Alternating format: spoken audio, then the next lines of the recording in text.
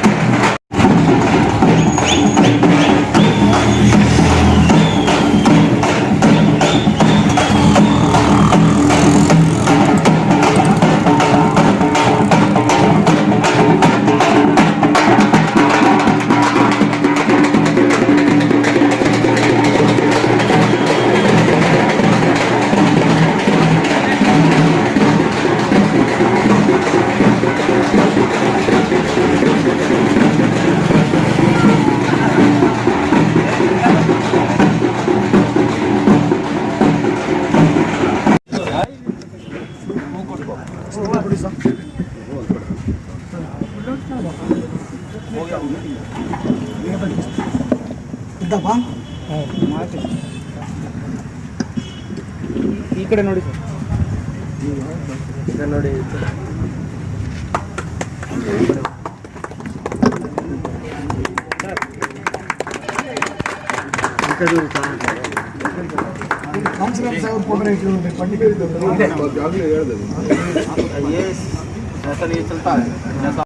sovereign, socialist, secular, democratic and republic to secure all its citizens justice, social, economic and political, liberty of thought, expression, belief and worship, equality of status and opportunities and to promote among them all fraternity, assuring the dignity of the individual, the unity and integrity of the nation.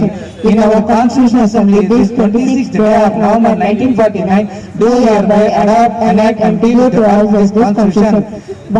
ಜನಗಳಾದ ನಾವು ಭಾರತವನ್ನು ಒಂದು ಸಾರ್ವಭೌಮ, ಸಮಾಜವಾದಿ, ಸರ್ವಧರ್ಮ, ಸಮಭಾವದ ಪ್ರಜಾಸತ್ತಾತ್ಮಕ ಗಣರಾಜ್ಯವಾಗಿ ರಚಿಸಲು ಮತ್ತು ಅದರ ಸಮಸ್ತ ನಾಗರಿಕ ಸಾಮಾಜಿಕ, ಆರ್ಥಿಕ ಮತ್ತು ರಾಜಕೀಯ ನ್ಯಾಯ, ವಿಚಾರ, ಅಭಿವ್ಯಕ್ತಿ, ವಿಶ್ವಾಸ, ಧರ್ಮಶ್ರದ್ಧೆ ಮತ್ತು ಉಪಾಸನಾ ಸ್ವಾತಂತ್ರ್ಯ, ಸ್ಥಾನಮಾನ ಹಾಗೂ ಅವಕಾಶ ಸಮಾನತೆ ದೊರೆಯುವಂತೆ ಮಾಡಲು ಮತ್ತು ವ್ಯಕ್ತಿ ಗೌರವವನ್ನು, ರಾಷ್ಟ್ರದ ಏಕತೆಯನ್ನು ಹಾಗೂ ಅಖಂಡತೆಯನ್ನು ಸುನಿಶ್ಚಿತಗೊಳಿಸಿ ಅವರಲ್ಲಿ ಮಾತೃಭಾವನೆಯನ್ನು ವೃದ್ಧಿಗೊಳಿಸುವ ಶ್ರದ್ಧಾಪೂರ್ವಕ ಸಂಕಲ್ಪ ಮಾಡಿದವರಾಗಿ ನಮ್ಮ ಸಂವಿಧಾನ ಸಭೆಯಲ್ಲಿ 1949 ನವೆಂಬರ್ ತಿಂಗಳ 26ನೇ ತಾರೀಕಾದ ಈ ದಿವಸ ಈ ಮೂಲಕ ಈ ಸಂವಿಧಾನವನ್ನು ಅಂಗೀಕರಿಸಿ ಅಧಿಕರಿಸಿಕೊಂಡಿದ್ದೇವೆ. ಜೈ ಭಾರತ್, ಜೈ ಭಾರತ್, ಜೈ ಭೀಮ್. ಪ್ರಜಾಧರ್ಮ ನ್ಯೂಸ್ಗೆ ಸ್ವಾಗತ. ಶ್ರೀನಿವಾಸಪುರ ಸುದ್ದಿ. ಬಿಎಸ್ಪಿ ಪಕ್ಷದ ಪದಾಧಿಕಾರಿಗಳು ಹಾಗೂ ಕಾರ್ಯಕರ್ತರು ಪಕ್ಷದ ಸಂಘಟನೆಯನ್ನು ಬಲಪಡಿಸಬೇಕು ಎಂದು ಶ್ರೀನಿವಾಸಪುರ ಪಟ್ಟಣದ ಪ್ರವಾಸಿ ಮಂದಿರದಿಂದ ವಾಹನದ ಮುಖಾಂತರ ಆನೆಯ ಪ್ರತಿಮೆ ಜೊತೆಯಲ್ಲಿ ಮೆರವಣಿಗೆ ಬಂದು ಬಿಎಸ್ಪಿ ಕಚೇರಿಯ ಮುಂದೆ ಆರ್ಥಿಕ್ ಸಹಯೋಗ್ ದಿನ್ ಹಾಗೂ ಜಿಲ್ಲಾ ಮಟ್ಟದ ಪದಾಧಿಕಾರಿಗಳ ಸಭೆ ಏರ್ಪಡಿಸಿ ಪಕ್ಷದಲ್ಲಿ ಇರುವ ಪದಾಧಿಕಾರಿಗಳು ಮಾತನಾಡಿ, ಮುಂಬರುವ ತಾಲೂಕು ಪಂಚಾಯಿತಿ ಹಾಗೂ ಜಿಲ್ಲಾ ಪಂಚಾಯಿತಿ ಚುನಾವಣೆಗಳಲ್ಲಿ ನಮ್ಮ ಪಕ್ಷದಿಂದ ಸ್ಪರ್ಧಿಸಲು ಈಗಲಿಂದ ಹಳ್ಳಿಗಳ, ಹೋಬಳಿಗಳ ಬೂತ್ ಮಟ್ಟಗಳು ಮಾಡಿ ಸಾರ್ವಜನಿಕರಿಗೆ ನಮ್ಮ ಬಹುಜನ ಪಕ್ಷದ ಸಂಸ್ಥಾಪಕಿ ಅಕ್ಕ ಮಾಯಾವತಿ ಅಧಿಕಾರದಲ್ಲಿದ್ದಾಗ ಮಾಡಿರುವ ಸೌಲಭ್ಯಗಳನ್ನು ತಿಳಿಸಿ ತಾವುಗಳು ತಯಾರಾಗಿ ಬಿಎಸ್ಪಿ ಪಕ್ಷವನ್ನು ಬಲಪಡಿಸಬೇಕೆಂದು ತಾಲೂಕುಗಳಿಂದ ಆಗಮಿಸಿದ ಪದಾಧಿಕಾರಿಗಳಿಗೆ ತಿಳಿಸಿದರು. ಸ್ವಾತಂತ್ರ್ಯ ಬಂದಾಗಿನಿಂದ ಅಧಿಕಾರ ನಡೆಸಿದ ಬೇರೆ ಬೇರೆ ಪಕ್ಷಗಳು ಬಡತನ ನಿವಾರಣೆ ಮಾಡುವಲ್ಲಿ ವಿಫಲವಾಗಿವೆ. ಬಡವರಿಗೆ ಯಾವುದೇ ರೀತಿಯ ಮೂಲಭೂತ ಸೌಲಭ್ಯಗಳು ಕಲ್ಪಿಸಲು ಸಾಧ್ಯವಾಗಲಿಲ್ಲ ಎಂದರು. ಹಾಗೆಯೇ ಇದೇ ತಿಂಗಳು ಜನವರಿ 15ರಂದು ಬಿಎಸ್ಪಿ ಪಕ್ಷದ ಸಂಸ್ಥಾಪಕಿ ಮಾಯಾವತಿ ಅಕ್ಕನವರ ಜನ್ಮ ದಿನಾಚರಣೆ ಆಚರಿಸುವ ಸಲುವಾಗಿ ಅದಕ್ಕೆ ನಮ್ಮ ಪಕ್ಷದ ಪದಾಧಿಕಾರಿಗಳು ಹಾಗೂ ಕಾರ್ಯಕರ್ತರು ಸ್ವಯಂ ಪ್ರೇರಿತವಾಗಿ ಅಗತ್ಯ ಸಿದ್ಧತೆಗಳನ್ನು ಮಾಡಿಕೊಳ್ಳಬೇಕು ಹಾಗೂ ಆರ್ಥಿಕ ಸಂಪನ್ಮೂಲ ಸಂಗ್ರಹಿಸಬೇಕೆಂದು ತಿಳಿಸಿದರು. ಈ ಕಾರ್ಯಕ್ರಮದಲ್ಲಿ ಬಿಎಸ್ಪಿ ಪಕ್ಷದ ಕರ್ನಾಟಕ ರಾಜ್ಯದ ಕೋಆರ್ಡಿನೇಟ್ ದಿನೇಶ್ ಗೌತಮ್, ಉತ್ತರ ಪ್ರದೇಶ್ ಸಂಯೋಜಕರಾದ ಮಾರಸಂದ್ರ ಮುನಿಯಪ್ಪ, ರಾಜ್ಯಾಧ್ಯಕ್ಷ ಎಂ ಕೃಷ್ಣಮೂರ್ತಿ, ರಾಜ್ಯ ಕಾರ್ಯದರ್ಶಿ ಆರ್ ಮುನಿಯಪ್ಪ, ವಿಭಾಗೀಯ ಇನ್ಚಾರ್ಜ್ ಅಶೋಕ್ ಚಕ್ರವರ್ತಿ, ಕಾರ್ಯದರ್ಶಿ ನಾಗಪ್ಪ, ಕೋಲಾರ ಜಿಲ್ಲೆ ಮತ್ತು ಚಿಕ್ಕಬಳ್ಳಾಪುರ ಜಿಲ್ಲೆ, ಕೋಲಾರ ಜಿಲ್ಲಾಧ್ಯಕ್ಷ ಜೆಪಿ ಜಯಪ್ರಸಾದ್ ಗುಮ್ಮಾರೆಡ್ಡಿಪುರ, ಕೋಲಾರ ಜಿಲ್ಲಾ ಖಜಾಂಚಿ ಅಜಯ್ ಪ್ರಸಾದ್ ಗುಮ್ಮಾರೆಡ್ಡಿಪುರ, ಮಾಲೂರು ತಾಲೂಕು ಅಧ್ಯಕ್ಷ ರಾಜಶೇಖರ್, ಮುಳಬಾಗಿಲು ತಾಲೂಕು ಅಧ್ಯಕ್ಷ ಪೈಲ್ವಾನ್ ರಫಿ, ಪ್ರಧಾನ ಕಾರ್ಯದರ್ಶಿ ಚೆಂಗಲರಾಯ ಶೆಟ್ಟಿ, ಕೆಜಿಎಫ್ ತಾಲೂಕು ಅಧ್ಯಕ್ಷ ಮೋಹನ್, ಶ್ರೀನಿವಾಸಪುರ ತಾಲೂಕು ಅಧ್ಯಕ್ಷ ಮಂಜುಳಾ ನಗರ ಚಂದ್ರಪ್ಪ, ಕಾರ್ಯದರ್ಶಿ ರಾಜು, ಕಂಬಾಲಪಲ್ಲಿ ನರಸಿಂಹ ಹಾಗೂ ಮತ್ತಿತರರು ಹಾಜರಿದ್ದರು. ವರದಿ ಎನ್ಎಸ್ ಮೂರ್ತಿ, ಪ್ರಜಾಧರ್ಮ ನ್ಯೂಸ್. गुरु महापुरुषों के साथ साथ भारतीय संविधान के रचयिता, नारी के मुक्तिदाता, परम पूज्य बाबा साहब डॉक्टर भीमराव अंबेडकर जी, बहुजन नायक, वामसेफ, DS4, BVF और बहुजन समाज पार्टी के संस्थापक माननीय श्री काशीराम जी के चरणों में कोटि कोटि नमन करते हुए सामाजिक परिवर्तन की महानायिका, बहुजन समाज पार्टी की राष्ट्रीय अध्यक्ष, उत्तर प्रदेश में 4 बार बनी मुख्यमंत्री, पूर्व सांसद आदरणीय बहन कुमारी मायावती जी को अपना आदर्श नेता मानते हुए एवं उनके नीति निर्देशों में आस्था रखते हुए इधर इमरजेंसी मीटिंग में उपस्थित हुए हैं। इस मीटिंग का मुख्य उद्देश्य आदरणीय बहन कुमारी मायावती जी का जो जन्मदिन है 15 जनवरी को, जिसको जन कल्याणकारी दिवस के रूप में आर्थिक सहयोग दिवस के द्वारा पूरे देश में मनाया जाता है। देश की जनता आदरणीय बहन कुमारी मायावती जी के जन्मदिन को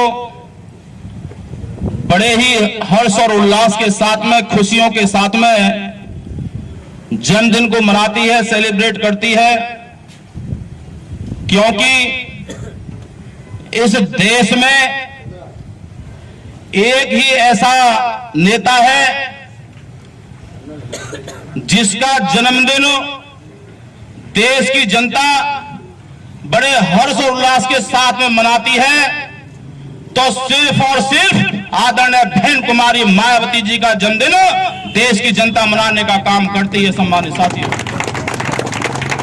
इस देश में कितने भी बड़े टॉप लीडर क्यों ना हो, किसी भी लीडर का जन्मदिन इस तरीके से सेलिब्रेट नहीं होता है जिस तरह से आदरणीय बहन कुमारी मायावती जी का जन्मदिन भारत में ही नहीं, भारत के अलावा अन्य देशों में भी बड़े हर्ष और उल्लास के साथ में मनाया जाता है।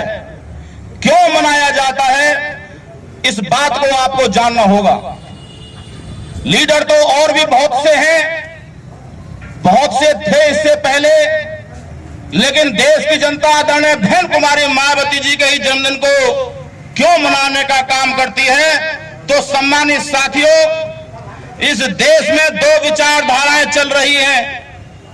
एक गैर मानवतावादी विचारधारा है जो लोगों को जाति के आधार पर बांट करके रखना चाहती है, जाति के आधार पर नीचा और ऊंचा बना करके रखना चाहती है, गरीब को गरीब बनाए रखना चाहती है और अमीर को अमीर बनाए रखना चाहती है, जिसको गैर मानवतावादी विचारधारा कहते हैं।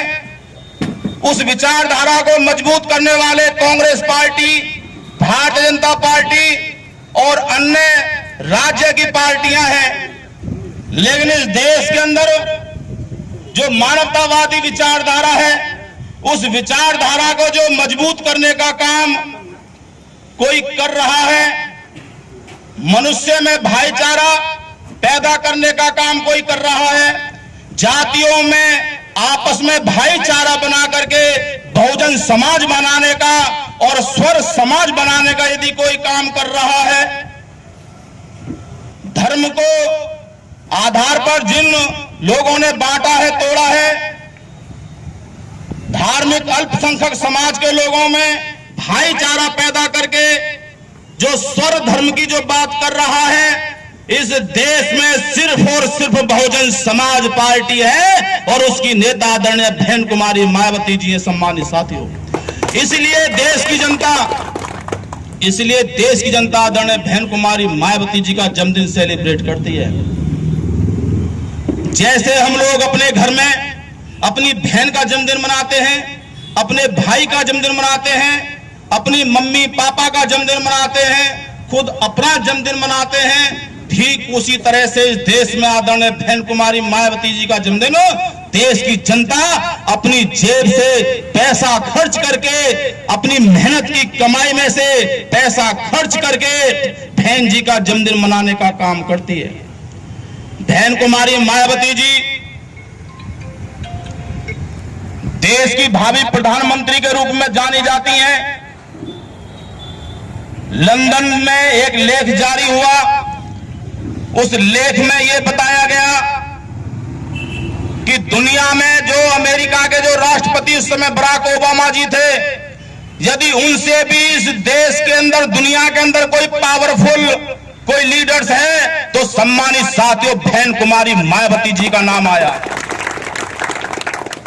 दुनिया की 8 सशक्त महिलाओं में पूरी दुनिया के अंदर सर्वे किया, 8 महिलाओं का सिलेक्शन हुआ। उस 8 महिलाओं में सबसे प्रभावशाली यदि कोई महिला पाई गई, ताकतवर कोई पाई गई, तो आपकी बहन आदरणीय बहन कुमारी मायावती जी पाई गई। सम्मानित साथी, बहन कुमारी मायावती जी का संघर्ष कोई मामूली संघर्ष नहीं है। बहन कुमारी मायावती जी की राजनीति में प्रवेश होना कोई मामूली और नेताओं की तरह प्रवेश होना नहीं है। बहन कुमारी मायावती जी ने जिस तरह से संघर्ष किया, जिस तरह से राजनीति में आई, इस बात का लोहा न्यूज़वीक पत्रिका अमेरिका की फ्रंट पेज पर बहन कुमारी मायावती जी का फोटो कवर लगा और बहन कुमारी मायावती जी को टॉप लीडर की उपाधि दी गई। बहन कुमारी मायावती जी आज हम लोगों की बेहतरी के लिए दिन रात संघर्ष कर रही हैं। बहन जी कभी किसी से डरती नहीं है, बहन जी कभी किसी के सामने झुकती नहीं है, बहन जी कभी किसी के सामने अपने कार्यकर्ताओं का मनोबल डाउन नहीं होने दिया। बहन कुमारी मायावती जी ने, बहन जी ताकतवर हैं, बहन कुमारी मायावती जी स्वाभिमानी है, बहन कुमारी मायावती जी स्वर समाज की लीडर है। इसलिए देश की जनता बहन कुमारी मायावती जी का जन्मदिन बड़े हर्षोल्लास के साथ में मनाती है। हरिजन शब्द का प्रयोग नहीं है तो आप हरिजन शब्द का उपयोग बार बार क्यों कर रहे हैं? आप शेड्यूल कास्ट के लोगों को एक तो जनता पार्टी से जोड़ने का प्रयास कर रहे हैं, लेकिन दूसरी तरफ उनको आइडेंटिफाई कर रहे हैं कि ये हरिजन है।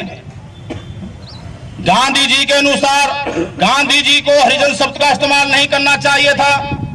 दक्षिण भारत के अंदर जो मंदिरों में जो गरीब समाज की जो बेटियां होती हैं, उनकी शादी मंदिर में करवा दी जाती है और उस मंदिर के जो पुजारी होते हैं उस भगवान का प्रतिनिधित्व करते हैं और उनसे जो संतानें पैदा होती हैं उसको हरिजन कहा जाता है। तो आप लोगों को यार हरिजन शब्द नहीं कहना चाहिए। बहन जी की इस डिबेट से, बहन जी के इस स्पीच से राजनारायण मुर्दाबाद के, जनता पार्टी मुर्दाबाद के नारे लगने लगे और बहन कुमारी मायावती जिंदाबाद के नारे लगने लगे। इस स्पीच को, इस वाक्य को साहब काशीराम जी के जो साथी थे, जो बाम सेफ के जो कर्मचारी थे, उन्होंने सुना। उन्होंने साहब काशीराम जी को बताने का काम किया। साहब काशीराम जी आदरणीय बहन कुमारी मायावती जी से मिलने गए। साहब काशीराम जी जैसे ही घर में एंट्री करते हैं, रात का समय था, सब लोग खाना खाने के बाद में सोने का काम करते हैं, लेकिन बहन जी उस समय पढ़ने का काम कर रही थी। बहन जी दिल्ली में सरकारी टीचर थी। बहन जी LLB की भी पढ़ाई करती थी। शाम को इवनिंग कॉलेज में इवनिंग क्लास थी और रात को IAS की तैयारी बहन कुमारी मायावती जी कर रही थी। उनके पिताजी की चाहत थी कि मेरी बेटी एक दिन IAS बने, कलेक्टर बने और समाज की सेवा करने का काम करे। साहब काशीराम जी ने पूछा, ये क्या पढ़ रही हो आप? बहन जी ने कहा, मैं IAS की तैयारी कर रही हूं। साहब काशीराम जी ने कहा, IAS बन के आप कलेक्टर बन जाएंगे। कलेक्टर तो गुलाम होता है, जिसकी शासन होता है, जिसका सत्ता होती है, उसको उस सरकार की बात माननी पड़ती है। यदि मैं आपको कलेक्टरों का बॉस बना दूं, यदि मैं आपको टॉप लीडर बना दूं, तो आपका क्या विचार है, तो आप क्या सोच समझेंगे? बहन जी महत्वाकांक्षी पहले से थी। बहन जी ने साहब काशीराम जी की बात को माना। और बहन कुमारी मायावती जी साहब काशी राम जी के साथ इस समाज को, सोए हुए समाज को जगाने का काम करने लगी बहन कुमारी मायावती जी। बाबा साहब की इस बात को याद रखा कि राजनीतिक सत्ता वो मास्टर चाबी है जिससे सभी समस्याओं के समाधान संभव है। बहन कुमारी मायावती जी ने 21 वर्ष की उम्र में जब उन्होंने वो काम करना चालू किया, आप लोगों तो यहाँ अधिकतर कोई व्यक्ति होगा जिसकी कोई साथी होगा जिसकी 21 वर्ष से कम उम्र होगी, बाकी तो सब 21 साल से ज्यादा ही होंगे, मैच्योर हैं। तो कितना आप लोग वर्क करते हैं समाज को जागरूक करने के लिए, अवेयर करने के लिए। और एक जो हमारी वो बहन बेटी कितना अवेयर करती हैं, कितना वर्क करती हैं। उस समय 80 के दशक में जब महिलाओं का शाम के समय घर से निकलना उचित नहीं समझा जाता था, महिलाएं इतना लंबा घूंघट करती थी। ಅಂತ ಬಳಸಿದಂತ ಪದಕ್ಕೆ ಅದೆಷ್ಟು ತಪ್ಪನ್ನ ವಿರೋಧ ಮಾಡಿದ್ರು, ಅವತ್ತು ಧಿಕ್ಕಾರಕ್ಕೆ ಹೋಗಿದ್ರು ಅನ್ನೋ ವಿಚಾರ. ಅದಾದ್ಮೇಲೆ ಕಾಂಚರಾಮ್ ಸಾಹೇಬರು ಕರ್ಷಿ ಅವರಿಗೆ ಮಾತಾಡಿ, ಇಷ್ಟು ಧೈರ್ಯ ಎಲ್ಲಿಂದ ಬಂತು ನಿನಗೆ, ನೀನೇನ್ ಮಾಡ್ಬೇಕಂತ ಇದ್ದಾಗ ನಾನು IAS ಮಾಡ್ಬೇಕಂತ ಇದ್ದೀನಿ, IAS ಮಾಡಿದ್ಮೇಲೆ ಏನ್ ಮಾಡ್ತೀಯಾ, ನಾನು IAS ಮಾಡಿ DC ಆಗ್ತೀನಿ, DC ಆದ್ಮೇಲೆ ನಮ್ಮ ಜನರಿಗೆ ಬಡ ಜನಕ್ಕೆ ನಾನು ಸೇವೆ ಮಾಡ್ತೀನಿ ಅಂತ ಹೇಳಿದ್ರು. ಅವ್ರ ತಂದೆ ತಾಯಿ ಕೂಡ ಅದೇ ಇಚ್ಛೆ ಇತ್ತು. ಕಾಂಚರಾಮ್ ಸಾಹೇಬ್ರು ಹೇಳ್ತಾರೆ, ನೀನು DC ಆಗುವುದು ಡಿಸ್ಟ್ರಿಕ್ಟ್ ಅಲ್ಲಿ ಏನೋ ಮಾಡ್ಬೋದು, ಆದ್ರೆ ನಿನ್ನ ಮೇಲೆ ಕೆಟ್ಟ ರಾಜಕಾರಣಿ ಇರ್ತಾರೆ, ನೀನೇನು ಮಾಡೋಕ್ಕಾಗಲ್ಲ. ಅದರಿಂದ ನಾನು ಹೇಳೋ ಮಾತು ಕೇಳಿದ್ರೆ ನಿನ್ನ ದೊಡ್ಡ ರಾಜಕಾರಣಿಯಾಗಿ ಮಾಡಿ ಚೀಫ್ ಮಿನಿಸ್ಟರ್ ಮಾಡ್ತೀನಿ ನಾನು, ನಿನ್ನ ನಂಬಿ ನನ್ನ ಜೊತೆಗೆ ಬಂದರೆ ಅಂತಕ್ಕಂಥ ಮಾತನ್ನ ಹೇಳ್ತಾರೆ. ಆಗ ಅಕ್ಕ ಮಾಯಾವತಿ ಅವರು ನಂಬಿ ಕಾಂಚರಾಮ್ ಸಾಹೇಬ್ರ ಜೊತೆಯಲ್ಲಿ ಈ ಚಳುವಳಿನಲ್ಲಿ ಅವ್ರು ಪೂರ್ತಿ ಧುಮುಕಿದ್ರಿಂದ ಅವ್ರನ್ನ ಚೀಫ್ ಮಿನಿಸ್ಟರ್ ಆಗಿ 4 ಸಾರಿ ಮಾಡ್ತಾರೆ ಉತ್ತರ ಪ್ರದೇಶಕ್ಕೆ. ಅಕ್ಕ ಮಾಯಾವತಿ ಅವರು ಅಂತ ಒಂದು ಸಂದರ್ಭದಲ್ಲಿ ಅಲ್ಲಿ 60 ವರ್ಷಗಳ ಕಾಲ ಯಾರೂ ಮಾಡದಂತ ಕೆಲಸಗಳನ್ನ ಅವರು ಮಾಡಿದ್ದಾರೆ ಅಂತ ಹೇಳಿದ್ರು. ಸುಮಾರು ಅಲ್ಲಿ 1,20,00,000 ಎಕರೆ ಭೂಮಿ ಎಲ್ಲ ಬಡವರಿಗೆ 3 ಎಕರೆ ಕೊಟ್ಟು ನೀರಾವರಿ ಮಾಡಿದ್ದಾರೆ 30 ಲಕ್ಷ ಕುಟುಂಬಕ್ಕೆ. ಅದೇ ತರ ಖಾಸಗೀಕರಣದಲ್ಲಿ 30% ರಿಸರ್ವೇಶನ್ ಕೊಟ್ಟಿದ್ದಾರೆ SC ಮತ್ತು STಗಳಿಗೆ, ಹಿಂದುಳಿದ ವರ್ಗ, ಧಾರ್ಮಿಕ ಅಲ್ಪಸಂಖ್ಯಾತರಿಗೆ. ಅದೇ ತರ ಲಿಕ್ಕರ್ ಅಲ್ಲಿ 30% ಲೈಸೆನ್ಸ್ ಕೊಟ್ಟಿದ್ದಾರೆ. ಅದೇ ತರ ಪಬ್ಲಿಕ್ ವರ್ಕ್ಸ್ ಅಲ್ಲಿ 30% ಲೈಸೆನ್ಸ್ ಕೊಟ್ಟಿದ್ದಾರೆ. ಅಷ್ಟೇ ಅಲ್ಲ, ಎಲ್ಲೆಲ್ಲಿ ಮುಸಲ್ಮಾನರ ಮದ್ರಸೆಗಳಿತ್ತು ಅದನ್ನೆಲ್ಲ ರೆಗ್ಯುಲೈಸ್ ಮಾಡಿದ್ದಾರೆ ಮತ್ತು ಮಸೀದಿಗೆ ಬಹಳ ರಕ್ಷಣೆ ಕೊಟ್ಟಿದ್ದಾರೆ. ಯಾವತ್ತೂ ಕೂಡ ಧರ್ಮದ ಗಲಾಟೆ, ಜಾತಿ ಗಲಾಟೆ ಅಲ್ಲಿ ಒಂದಾಗಕ್ಕೆ ಸಾಧ್ಯವಿಲ್ಲ. ಆ ರೀತಿ ಈ ದೇಶದಲ್ಲಿ ಏನಾದ್ರೂ ಒಂದು 6 ಜನ ಜಗತ್ತಿನ ಮಟ್ಟದಲ್ಲಿ ಉಕ್ಕಿನ ಮಹಿಳೆಯರು ಯಾರನ್ನ ಇದ್ದಾರೆ ಅಂದ್ರೆ ಅದು ನಂಬುವವರು ಒಂದು ಅಕ್ಕ ಅವರು ಅಂತ ಹೇಳಿ ಜಗತ್ತಿನ ಮಟ್ಟದಲ್ಲಿ ಅವ್ರ ಬಗೆನಲ್ಲಿ ಬುಕ್ಕನ್ನ ಬರೆದಿರು ಅಂತಕ್ಕಂಥ ಮಾತನ್ನ ಕೂಡ ಹೇಳಿದ್ದಾರೆ. ಅಷ್ಟೇ ಅಲ್ಲ, ಅಕ್ಕ ಮಾಯಾವತಿ ಅವರು ಮುಂದಿನ ದಿನದಲ್ಲಿ ಈ ದೇಶದ ಪ್ರಧಾನಮಂತ್ರಿ ಆದ್ರೆ ಮಾತ್ರ ಈ ದೇಶದಲ್ಲಿರ್ತಕ್ಕಂಥ ದಲಿತರು, ಹಿಂದುಳಿದ ವರ್ಗದವರು, ಮುಸಲ್ಮಾನರು, ಹೆಣ್ಮಕ್ಳಿಗೆ ರಕ್ಷಣೆ ಸಿಕ್ಕಕ್ಕೆ ಸಾಧ್ಯ ಅಂತಕ್ಕಂಥ ಮಾತನ್ನ ಕೂಡ ಅವ್ರು ಹೇಳಿದ್ದಾರೆ. ಅಷ್ಟೇ ಅಲ್ಲ, ಉತ್ತರ ಪ್ರದೇಶ ಅಂದ್ರೆ ಬಹಳ ದೊಡ್ಡ ರಾಜ್ಯ. ಅದು ಕರ್ನಾಟಕ, ಆಂಧ್ರ, ಕೇರಳ, ತಮಿಳುನಾಡು, ಪಾಂಡಿಚೇರಿ ಎಲ್ಲ ಹಾಕಿದ್ರೆ ಒಂದು ರಾಜ್ಯ. ಯಾಕಂದ್ರೆ 26 ಕೋಟಿ ಪಾಪ್ಯುಲೇಷನ್ ಅಲ್ಲಿ, ಅದೇ ರೀತಿ ಬಂದಲ್ಲಿ 100 ಡಿಸ್ಟಿಕ್, ಹೆಚ್ಚು 10% ಮೇಲೆ ಬ್ರಾಹ್ಮಣರಿರ್ತಕ್ಕಂಥ ಜಾಗ. ಅಂತ ಒಂದು ಜಾಗದಲ್ಲಿ SC STಗಳಿಗೆ, ಹಿಂದುಳಿದ ವರ್ಗದವರಿಗೆ ಎಷ್ಟು ಬ್ಯಾಕ್ ಆಗಿತ್ತು ಮುಸಲ್ಮಾನರಿಗೆ ಅದೆಲ್ಲ ಕೂಡ ಫಿಲ್ಅಪ್ ಮಾಡಿದ್ದಾರೆ. ಸ್ಪೆಷಲ್ ಡ್ರೈವ್ ಮಾಡಿ ಕೆಲಸಗಳನ್ನ ಕೊಟ್ಟಿದ್ದಾರೆ. ಅದೇ ಅಷ್ಟೇ ಅಲ್ಲ, ಎಲ್ಲೆಲ್ಲಿ ಗೂಂಡಾ ಜಾಮ್ ನಡೀತಿತ್ತು ಅದೆಲ್ಲ ಮಟ್ಟ ಹಾಕೆಲ್ಲ ಕೂಡ ಜೈಲಿಗೆ ಹಾಕಿದ್ದಾರೆ. ಇಷ್ಟೆಲ್ಲ ಕೆಲಸಗಳು ಯಾಕೆ ಮಾಡಕ್ಕಾಗಿದೆ? ಅಷ್ಟೇ ಅಲ್ಲ, ಯಾರು ನಮ್ಮ ಅಂಬೇಡ್ಕರ್ ಗುರುಗಳಾದ ಮಹಾತ್ಮ ಜ್ಯೋತಿರಾವ್ ಫುಲೆ ಅವ್ರ ಹೆಸರಲ್ಲಿ ಯೂನಿವರ್ಸಿಟಿಗಳು ಮಾಡಿದ್ದಾರೆ, ಸಾವು ಮಹಾರಾಜ್ ಜೊತೆಲಿ ಮಾಡಿದ್ದಾರೆ, ಪೆರಿಯಾರ್ ಹೆಸರಲ್ಲಿ ಮಾಡಿದ್ದಾರೆ, ಅದೇ ತರ ಬಾಬಾ ಸಾಹೇಬ್ ಅಂಬೇಡ್ಕರ್ ಹೆಸರಲ್ಲಿ ಮಾಡಿದ್ದಾರೆ, ಭಗವಾನ್ ಬುದ್ಧನ ಹೆಸರಲ್ಲಿ ಮಾಡಿದ್ದಾರೆ. ಅಷ್ಟೇ ಅಲ್ಲ, ಬಡವರಿಗೆಲ್ಲ ಕೂಡ ಮನೆಗಳು ಕೊಟ್ಟಿದ್ದಾರೆ, ಮೋಡ್ ಮನೆಗಳು, 2 ಬೆಡ್ರೂಮ್, 1 ಹಾಲು, 1 ಕಿಚನ್, ಅವತ್ತೆಲ್ಲ ಒಂದು ರೋಡ್ಗಳು, ಸ್ಕೂಲ್ಗಳು, ಕಾಲೇಜುಗಳು, ನೀರಿನ ವ್ಯವಸ್ಥೆ ಹಿಂಗೆಲ್ಲ ಕೂಡ ಮಾಡಿದ್ದಾರೆ. ಇಷ್ಟೆಲ್ಲ ಮಾಡಕ್ಕೆ ಹೆಂಗ್ ಸಾಧ್ಯವಾಯ್ತು ಅಂದ್ರೆ ಅಧಿಕಾರ ಇದ್ದಿದ್ರಿಂದ ಸಾಧ್ಯವಾಯ್ತು. ಇಂಥ ಒಬ್ಬ ಮಹಿಳೆ, ಅಕ್ಕ ಮುಖ್ಯನ ಮಹಿಳೆ ಈ ದೇಶದ ಪ್ರಧಾನಿ ಆಗಕ್ಕೆ. ಯಾಕಂದ್ರೆ ಕಾಂಗ್ರೆಸ್ BJP ಬೇರೆ ಬೇರೆ ಅಲ್ಲ. ಕಾಂಗ್ರೆಸ್ ಬಂದು ಇಲ್ಲಿ ಇರ್ತಕ್ಕಂಥ ಒಂದು ಹೆಬ್ಬಾವು, BJP ಬಂದು ವಿಷಸರ್ಪ. ಈ 2 ಹಾವಿ ನೀವು ಎಂತ ಹಾಲು ಹಾಕಿದ್ರು ಕೂಡ ಆ ವಿಷನೇ ಕತ್ತವೆ, ಮತ್ತೆ ನಿಮ್ಮನ್ನ ಕಡಿದ್ರೆ ನೀವು ಸತ್ತೋಗ್ಬಿಡ್ತೀರಾ. ಹಾಗಾಗಿ ಅಂತವ್ರನ್ನ ಯಾವತ್ತೂ ಕೂಡ ಬಹುಜನರು ನೆನಬಾರದು. ಅದರಿಂದ ಬಹುಜನ್ ಸಮಾಜ್ ಪಾರ್ಟಿ ಒಂದು ರಾಷ್ಟ್ರೀಯ ಪಕ್ಷ. ಇದು 7 ನ್ಯಾಷನಲ್ ಪಾರ್ಟಿ ಇದೆ ಇಂಡಿಯಾದಲ್ಲಿ, 6 ನ್ಯಾಷನಲ್ ಪಾರ್ಟಿ ಬ್ರಾಹ್ಮಣರದಿದೆ. ಒಂದೇ ಒಂದು ಪಾರ್ಟಿ ಅದು ದಲಿತರು, ಹಿಂದುಳಿದ ವರ್ಗ, ಮುಸಲ್ಮಾನರು, ಒಕ್ಕಲಿಗರು, ಲಿಂಗಾಯತರು ಇರ್ಬೋದು, ಯಾರು ಬಡವರಿದ್ದಾರೆ ಅವರೆಲ್ಲರಿಗೂ ಸೇರಿದಂತ ಒಂದು ಪಕ್ಷ. ಈ ಪಕ್ಷದಲ್ಲಿ ಯಾವತ್ತು ದುಡ್ಡು ಕೊಡಲ್ಲ, ಲಿಕ್ಕರ್ ಕೊಡಲ್ಲ, ಮ್ಯಾನುಫ್ಯಾಕ್ಚರ್ ಇರಲ್ಲ. ಎಲ್ಲ ನೀವೆಲ್ಲ ಒಟ್ಟಾಗಿ ಇವತ್ತು ನೀವು ಪಕ್ಷವನ್ನ ಕಟ್ಟತಕ್ಕಂಥ ಕೆಲಸಗಳನ್ನ ಮುಂದಿನ ದಿನದಲ್ಲಿ ಮಾಡಬೇಕಾಗಿದೆ. ಈಗಾಗಲೇ ಅಕ್ಕ ಮಾಯಾವತಿ ಅವರು ಒಂದು 50 MP ಗೆದ್ದಿದ್ರೆ ದೇಶದ ಪ್ರಧಾನಮಂತ್ರಿ ಆಗೋರು. ಆಗ್ಬಾರ್ದು ಅಂತ ಎಲ್ಲ ದೊಡ್ಡ ಶಕ್ತಿಗಳು, ಮನುವಾದಿಗಳು, ಜಾತಿವಾದಿಗಳೆಲ್ಲ ಒಂದಾಗಿ ಅದಕ್ಕೆ ಆಗಕ್ಕೆ ಬಿಟ್ಟಿಲ್ಲ. ಹಾಗಾದ್ರೂ ಕೂಡ ಬಹಳಷ್ಟು MP ಉತ್ತರ ಭಾರತದಲ್ಲಿ ನಮಗೆ 2-3 ಟೈಮ್ ಗೆದ್ದಿತ್ತು. ಈಗೂ ಕೂಡ ಒಂದು 16-17 MP ಬೇರೆ ಬೇರೆ ರಾಜ್ಯದಲ್ಲಿ ಕೂಡ MLAಗಳಿದೆ. ಕರ್ನಾಟಕ ರಾಜ್ಯ ಕೂಡ ಒಂದು ಒಳ್ಳೆ ರಾಜ್ಯ ಇದು. ಇಲ್ಲಿ ನೀವು ದಲಿತರು, ಹಿಂದುಳಿದ ವರ್ಗದವರು, ಮುಸಲ್ಮಾನರು, ಬಡವರು ಒಂದಾಗಿ ನೀವು ಪಕ್ಷವನ್ನ ಕಟ್ಟಿ ಇದನ್ನು ಅಧಿಕಾರಕ್ಕೆ ತರ್ತಕ್ಕಂಥ ಕೆಲಸಗಳನ್ನ ಮಾಡಿದ್ರೆ ಉತ್ತರ ಪ್ರದೇಶದಲ್ಲಿ ಯಾವ ರೀತಿ ಆಯ್ತೋ ಅದೇ ತರ ಕರ್ನಾಟಕದಲ್ಲಿ ಕೂಡ ಆಗ್ತದೆ. ಅದರಿಂದ ದಯವಿಟ್ಟು ನೀವು ಇಲ್ಲಿರ್ತಕ್ಕಂಥ ಜಿಲ್ಲಾ ಪದಾಧಿಕಾರಿಗಳು, ತಾಲೂಕು ಪದಾಧಿಕಾರಿಗಳು ಒಗ್ಗಟ್ಟಿಂದ ಇನ್ಚಾರ್ಜ್ ಅವರೆಲ್ಲ ಸೇರಿ ಪಕ್ಷವನ್ನ ಹೆಚ್ಚು ನೀವು ಬೂತ್ ಕಮಿಟಿ ಮಾಡಬೇಕು, ಸೆಂಟ್ರಲ್ ಕಮಿಟಿಗಳು ಮಾಡಬೇಕು, ಅಸೆಂಬ್ಲಿಗಳು ಮಾಡಬೇಕು, ದಲಿತರಾಗಿರ್ತಕ್ಕಂಥ ಉಪಜಾತಿಗಳನ್ನ ಒಂದು ಕಡೆ ತರಬೇಕು, ಹಿಂದುಳಿದ ವರ್ಗದವ್ರನ್ನ ಅವ್ರ ಜೊತೆಗೆ ಸೇರಿಸಬೇಕು, ಮುಸಲ್ಮಾನ್ ಕ್ರಿಶ್ಚಿಯನ್ ಅವ್ರ ಜೊತೆಗೆ ಸೇರಿಸಬೇಕು, ಮೇಲ್ಜಾತಿಯಲ್ಲಿರೋ ಬಡವರು ಬಂದರೆ ಅವ್ರನ್ನ ಸೇರಿಸಿ ಪಕ್ಷವನ್ನ ಗಟ್ಟಿ ಮಾಡಿ ಇಲ್ಲಿ ಬರ್ತಕ್ಕಂಥ ಯಾವತ್ತು 2023 ಬರ್ತಕ್ಕಂಥ ಅಸೆಂಬ್ಲಿ ಎಲೆಕ್ಷನ್ ನಲ್ಲಿ ನೀವೊಂದು 10% ಓಟು 10% ಓಟ್ ತಗೊಬೇಕು. 2024 ಬರ್ತಕ್ಕಂಥ ಪಾರ್ಲಿಮೆಂಟ್ ಎಲೆಕ್ಷನ್ ನಲ್ಲಿ ನೀವು ಈ ದೇಶದಲ್ಲಿ MP ಯನ್ನ ಗೆದ್ದಿಲ್ಲಿ ಅಕ್ಕ ಮಾಯಾವತಿ ಅವರಿಗೆ ಪ್ರಧಾನಮಂತ್ರಿ ಮಾಡಿದ್ರೆ ಮಾತ್ರ ಬಾಬಾ ಸಾಹೇಬ್ ಅಂಬೇಡ್ಕರ್ ಕನಸು ನೆನಸಾಗ್ತದೆ. ಆ ನಿಟ್ಟಲ್ಲಿ ನೀವೆಲ್ಲ ಕೂಡ ಕೆಲಸ ಮಾಡಬೇಕು ಅಂತಕ್ಕಂಥ ಮಾತನ್ನು ಹೇಳಿದ್ದಾರೆ. ಅಷ್ಟೇ ಅಲ್ಲ, ಇವತ್ತು ಬಿಜೆಪಿ, ಕಾಂಗ್ರೆಸ್, ದಳ ಇಂಥ ಪಕ್ಷಗಳು ಪಕ್ಷ ಕಟ್ಟಬೇಕಾದ್ರೆ ಶ್ರೀಮಂತರ ಹತ್ರ ದುಡ್ಡು ತಗೊಂಬಂತಾರೆ, ಪಕ್ಷ ಕಟ್ತಾರೆ. ಶ್ರೀಮಂತರ ಹತ್ರ ದುಡ್ಡು ತಗೊಂಬಂತಾರೆ, ಅಲ್ಲಿಂದ ಎಲೆಕ್ಷನ್ ಟೈಮ್ನಲ್ಲಿ 500,000 ಸೀರೆ, ಕುಪ್ಸ, ಬಿರಿಯಾನಿ, ಚಿತ್ರಾನ್ನಗಳನ್ನ ಕೊಡ್ತಾರೆ, ಓಟನ್ನ ಕೊಂಡ್ಕೊಂಡು ಹೋಗ್ತಾರೆ. ಮತ್ತೆ ನಿಮ್ ಕೈಯಲ್ಲಿ ಅವ್ರು ಸಿಕ್ಕಲ್ಲ. ಆದ್ರೆ ಆ ಓಟು ಬಹಳ ಪವಿತ್ರವಾದ್ದು. ಬಾಬಾ ಸಾಹೇಬ್ ಅಂಬೇಡ್ಕರ್ ಅವರು ಬಹಳ ಕಷ್ಟಪಟ್ಟು ಆ ಓಟನ್ನ ಕೊಡಿಸ್ಕೊಟ್ಟಿದ್ದಾರೆ. ನಿಮ್ಗೆ ಓಟಿನ ಬೆಲೆ ಗೊತ್ತಿಲ್ಲ. ಆ ಓಟನ್ನ ಯಾವತ್ತೂ ಕೂಡ ಮಾರಾಟ ಮಾಡದಂಗೆ ನಮ್ಮ ಪಕ್ಷವಾದ ಬಡವರ ಪಕ್ಷಕ್ಕೆ ನೀವು ಓಟ್ ಹಾಕೋದ್ರ ಮುಖಾಂತರ ಅಧಿಕಾರಕ್ಕೆ ಬಂದ್ರೆ ಮಾತ್ರ ಒಂದು ಬದಲಾವಣೆ ಗ್ಯಾರಂಟಿ ಆಗ್ತದೆ ಅಂತಕ್ಕಂಥ ಮಾತನ್ನ ನಮ್ಮ ಆರ್ಥಿಕ ಸಹಯೋಗ ದಿವಸ್ ಅಂತ ಹೇಳಿ ಅಕ್ಕ ಮಾಯಾವತಿಯವರ ಜನ್ಮದಿನಾಚರಣೆ ಅಂಗವಾಗಿ ಪಕ್ಷಕ್ಕೆ ಆರ್ಥಿಕ ಸಂಪನ್ಮೂಲಗಳನ್ನ ಸಂಗ್ರಹ ಮಾಡತಕ್ಕಂಥ ಏನೋ ಕೆಲಸ ಇದೆ, ಅದಕ್ಕೆ ಒತ್ತು ಕೊಡ್ಲಿಕ್ಕೆ ಬಂದಂಥದ್ದು. ಕೋಲಾರ ಇಡೀ ರಾಜ್ಯದಲ್ಲಿ ಅತಿ ಹೆಚ್ಚು SC ಪಾಪ್ಯುಲೇಷನ್ ಇರ್ತಕ್ಕಂಥ ಒಂದು ಲೋಕಸಭಾ ಕ್ಷೇತ್ರ. ಸುಮಾರು 54% SC STಗಳು ಇರ್ತಕ್ಕಂಥ ಒಂದು ಜಿಲ್ಲೆ ಇದೆ ಲೋಕಸಭಾ ಕ್ಷೇತ್ರ. ಈ SC ಮೀಸಲು ಕ್ಷೇತ್ರ ಆಗಿರೋದ್ರಿಂದನೋ ಏನೋ ಈ ದೇಶದಲ್ಲಿ ಹೆಂಗೆ SC STಗಳು ಹಿಂದುಳಿದಾರೋ ಅಲ್ಲಿ ಕೋಲಾರ ಲೋಕಸಭಾ ಕ್ಷೇತ್ರ ಕೂಡ ಅತ್ಯಂತ ಹಿಂದುಳಿದಿದೆ.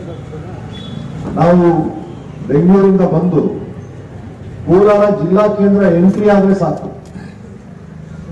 ಆ ಜಿಲ್ಲಾ ಕೇಂದ್ರದಿಂದ ಹೊರಗಡೆ ಬರೋಷ್ಟರೊಳಗೆ ಇಡೀ ಕೋಲಾರ ಜಿಲ್ಲೆಯ ಎಲ್ಲ ಕೆಟ್ಟ ಪರಿಸ್ಥಿತಿಗಳು, ರಸ್ತೆ ಕಿತ್ತೋಗಿರ್ತಕ್ಕಂಥ ರಸ್ತೆಗಳು, ಕಿತ್ತೋಗಿರ್ತಕ್ಕಂಥ ಚರಂಡಿ, ಒಂದು ವ್ಯವಸ್ಥಿತವಾದಂತ ಯಾವುದೇ ಮೂಲಭೂತ ಸೌಕರ್ಯಗಳಿಲ್ಲದೆ ಇರ್ತಕ್ಕಂಥ ಜಿಲ್ಲಾ ಕೇಂದ್ರವನ್ನ ಬಹುಶಃ ಇಡೀ ರಾಜ್ಯದಲ್ಲಿ ಎಲ್ಲಾದ್ರೂ ನೋಡ್ಲಿಕ್ಕೆ ಸಾಧ್ಯ ಅಂದ್ರೆ ಅದು ಕೋಲಾರದಲ್ಲಿ ಮಾತ್ರ ಸಾಧ್ಯ.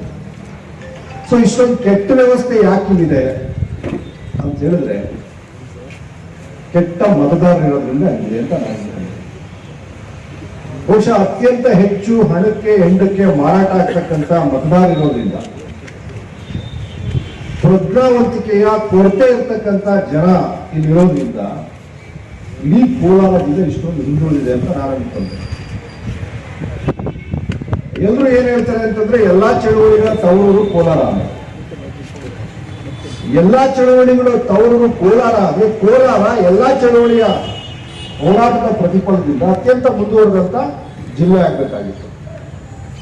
ಇದರಲ್ಲಿ ಚಳವಳಿ ಯಾರ ಪರವಾಗಿ ನಡೆದಿದೆ, ಯಾತಕ್ಕೆ ನಡೆದಿದೆ ಅನ್ನೋದ್ರ ಬಗ್ಗೆ ನಾವು ಇವತ್ತು ಅನುಮಾನ ಪಟ್ಕೊಳ್ಬೇಕಾದಂತ ಒಂದು ಪರಿಸ್ಥಿತಿ ಇದೆ. ಸೊ ನಾನು ಬಹುಜನ್ ಸಮಾಜ್ ಪಾರ್ಟಿಯ ರಾಜ್ಯಾಧ್ಯಕ್ಷನಾಗಿ ನಾನೇನ್ ಬಯಸ್ತೀನಿ ಅಂತ ಹೇಳಿದ್ರೆ, ಇಡೀ ಕೋಲಾರ ಜಿಲ್ಲೆ ಕರ್ನಾಟಕಕ್ಕೆ ಮಾದರಿ ಜಿಲ್ಲೆಯಾಗಿ ಪರಿವರ್ತನೆ ಆಗಬೇಕು. ಬಹುಶಃ ಅದೇನಾದ್ರೂ ಸಾಧ್ಯ ಆಗ್ಬೇಕಂತಂದ್ರೆ ಕಳೆದ 70 ವರ್ಷಗಳಿಂದ ನೀವೇನು ಕಾಂಗ್ರೆಸ್ ಓಟ್ ಕೊಟ್ಟಿದ್ದೀರಿ, ಜನತಾ ಪಾರ್ಟಿ ಓಟ್ ಕೊಟ್ಟಿದ್ದೀರಿ, ಈಗ ಲೋಕಸಭೆಗೆ ಒಬ್ಬ ಬಿಜೆಪಿಯ MP ಗೆಲ್ಲಿಸಿದಿರಿ. ಈ 3 ಪಕ್ಷಗಳನ್ನ ತಿರಸ್ಕಾರ ಮಾಡಿ ಬಹುಜನ್ ಸಮಾಜ್ ಪಾರ್ಟಿಗೆ ಕೋಲಾರದ ಜನತೆ ಅಧಿಕಾರ ಕೊಟ್ಟರೆ ಮಾತ್ರ ಬಹುಶಃ ಕೋಲಾರದಲ್ಲಿ ಒಂದು ಪರಿವರ್ತನೆ ಶುರುವಾಗುತ್ತೆ, ಕೋಲಾರದಲ್ಲಿ ಒಂದು ಬದಲಾವಣೆ ಶುರುವಾಗುತ್ತೆ ಅನ್ನೋಂತ ಒಂದು ನಂಬಿಕೆ ನನಗೆ. ಇಲ್ಲಿ ಬದಲಾವಣೆ ಆಗ್ಬೇಕು. ಯಾಕೆ ಬದಲಾವಣೆ ಆಗ್ಬೇಕಂತಂದ್ರೆ, ಕೋಲಾರ ಜಿಲ್ಲೆ ಬಾಬಾ ಸಾಹೇಬ್ ಅಂಬೇಡ್ಕರ್ ಬಂದಿದ್ದಂತ ಜಿಲ್ಲೆ. ಹೌದಾ? ಈ ದೇಶಕ್ಕೆ ಸಂವಿಧಾನವನ್ನು ಕೊಟ್ಟಂತಹ, ಈ ದೇಶವನ್ನ ಪರಿವರ್ತನೆ ಮಾಡಿದಂತಹ ಬಾಬಾ ಸಾಹೇಬ್ ಅಂಬೇಡ್ಕರ್ ಈ ಜಿಲ್ಲೆಗೆ ಬಂದೋಗಿದ್ರು ಅಂತ ಹೇಳಿದ್ರೆ, ಈ ಜಿಲ್ಲೆ ಇಡೀ ರಾಜ್ಯಕ್ಕೆ ಮಾದರಿ ಆಗ್ಬೇಕಾಗಿದ್ದಂತ ಜಿಲ್ಲೆ ಆಗ್ಬೇಕಾಗಿತ್ತು. ಆದ್ರೆ ಇವತ್ತು ಅತ್ಯಂತ ಕೆಟ್ಟ ಪರಿಸ್ಥಿತಿ, ಅತ್ಯಂತ ಹಿಂದುಳಿದ ಜಿಲ್ಲೆ. ಇಲ್ಲಿ ಕೈಗಾರಿಕೆಗಳು ಬಂದಿಲ್ಲ, ಯುವಕರಿಗೆ ಕೆಲಸ ಇಲ್ಲ, ನೀರಿಲ್ಲ, ಕುಡಿಯೋಕೆ ನೀರಿಲ್ಲ. ಈಗ ಈ ರಾಜ್ಯದಲ್ಲಿ ಏನು ಈ ಜಿಲ್ಲೆನಲ್ಲಿ ಅಂತ ಹೇಳೋದಾದ್ರೆ ನೀವು ಅರ್ಥ ಮಾಡ್ಕೊಬೇಕು. ಇದುವರೆಗೆ ಕೋಲಾರ ಜಿಲ್ಲೆಯ ಜನ, ಅದು ಅಸೆಂಬ್ಲಿಗಳಾಗಿರ್ಬೋದು, ಪಾರ್ಲಿಮೆಂಟ್ ಆಗಿರ್ಬೋದು, ನೀವು ವೋಟ್ ಕೊಟ್ಟಿರ್ತಕ್ಕಂಥ ಎಲ್ಲಾ ಪಕ್ಷಗಳ MLAಗಳು ಮತ್ತು MP ಗಳು ಅವರ ಉದ್ದೇಶ ಏನಾಗಿತ್ತು? ಕೋಲಾರವನ್ನ ಅಭಿವೃದ್ಧಿ ಪಡಿಸೋದು ಅವರ ಉದ್ದೇಶ ಆಗಿದ್ರೆ ಬಹುಶಃ ಕೋಲಾರ ಹಿಂದಿರ್ತ. ಸೊ ಹಾಗಾಗಿ ನಾನು ಮನವಿ ಮಾಡ್ತೀನಿ, ಬಹುಜನ್ ಸಮಾಜ್ ಪಾರ್ಟಿಯನ್ನ ಇಲ್ಲಿ ಪರ್ಯಾಯವಾಗಿ ನೀವು ಬೆಳೆಸಲಿಲ್ಲ ಅಂತ ಹೇಳಿದ್ರೆ ಇನ್ನು 3 ವರ್ಷ ಆದ್ರೂ ಕೂಡ ಕೋಲಾರ ಪರಿಸ್ಥಿತಿ ಬದಲಾಗಲ್ಲ ಅನ್ನೋದನ್ನ ಈ ಕೋಲಾರ ಜಿಲ್ಲೆಯ ಜನತೆ ಮನವರಿಕೆ ಮಾಡ್ತಾರೆ.